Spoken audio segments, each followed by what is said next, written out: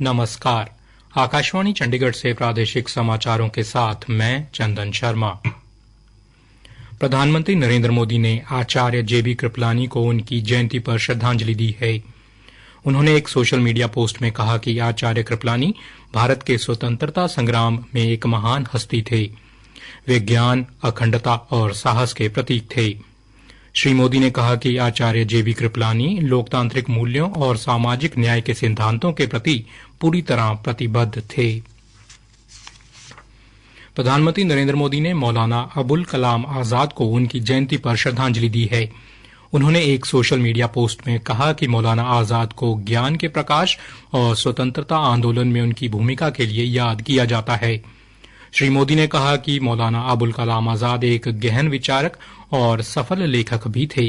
प्रधानमंत्री ने कहा कि सरकार विकसित और सशक्त भारत के उनके दृष्टिकोण से प्रेरित है।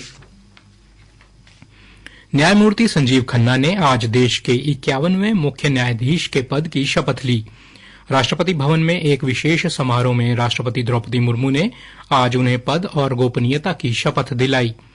न्यायमूर्ति संजीव खन्ना सर्वोच्च न्यायालय के मुख्य न्यायाधीश के रूप में न्यायमूर्ति D.Y. चंद्रचूड़ का स्थान लेंगे, जो रविवार को सेवानिवृत्त हो गए। हरियाणा के मुख्यमंत्री नायब सिंह सैनी ने कहा कि लंदन और केनिया में हरियाणा दिवस के अवसर पर आयोजित समारोह में हरियाणवी संस्कृति की शानदार प्रस्तुतियों को देखना वहां के निवासियों को आनंदित कर गया। उन्होंने कहा कि हरियाणा के काफी लोग विदेश में रह रहे हैं, पर हमारी मिट्टी, संस्कृति और परंपरा हमेशा उनके दिलों में बसी है। इसलिए वे विदेशी धरा पर भी हरियाणवी संस्कृति को जीवंत रखने के लिए लगातार काम कर रहे हैं। मुख्यमंत्री ने कहा कि विदेशों में रहने वाले हरियाणवियों का हरियाणा की प्रगति और खुशहाली में अमूल्य योगदान है। हरियाणा में 10वें अंतर्राष्ट्रीय योग दिवस के मौके पर प्रदेश भर में कई प्रोग्राम आयोजित किए गए। हिसार में आयोजित राज्य स्तरीय योग दिवस कार्यक्रम में शिरकत करते हुए मुख्यमंत्री नायब सिंह सैनी ने कहा कि योग हमारे जीवन का हिस्सा नहीं, बल्कि हमारा जीवन जीने का तरीका है।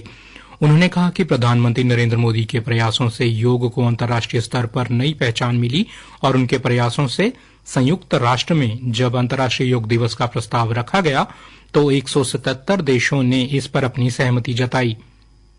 अब 200 से अधिक देशों में वे अंतर्राष्ट्रीय योग दिवस मनाया जा रहा है।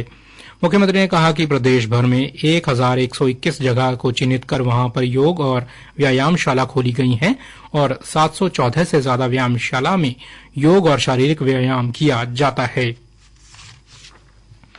हरियाणा के सहकारिता एवं पर्यटन मंत्री डॉक्टर अरविंद शर्मा ने गुरुग्राम स्थित हरियाणा लोक प्रशासन संस्थान हिपा में सहकारिता विभाग की महत्वपूर्ण समीक्षा बैठक की और अधिकारियों को सहकारिता क्षेत्र में सुधार व विकास के लिए कई अहम दिशा निर्देश दिए। बैठक में मंत्री ने प्राथमिक कृषि ऋण समितियों के त्वरित डिजिटलाइजेशन की दिशा में कदम उठाने की आवश्यकता पर बल दिया, जिससे कि डिजिटलाइजेशन से व्यवस्था में अधिक पारदर्शिता और दक्षता आए।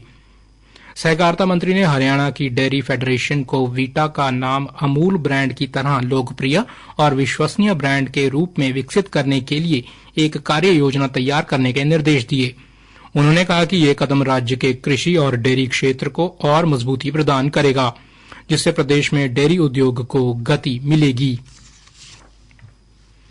जीवा पब्लिक स्कूल द्वारा कल एक दिवसीय संस्कार मेला 2024 का आयोजन किया गया, जिसमें हरियाणा के कौशल विकास राज्य मंत्री गौरव गौतम विशेष अतिथि के रूप में शामिल हुए। इस मेले का मुख्य विषय प्राचीन ज्ञान के साथ भविष्य का निर्माण था, जो छात्रों में सांस्कृतिक धरोहर और आधुनिक शिक्षा के समन्वय को बढ़ावा देता है। श्री गौतम ने इस अवसर पर नई दिशा नीति पर अपने विचार साझा किए, जिसमें शिक्षा और कौशल विकास के एकीकरण के महत्व पर जोर दिया गया।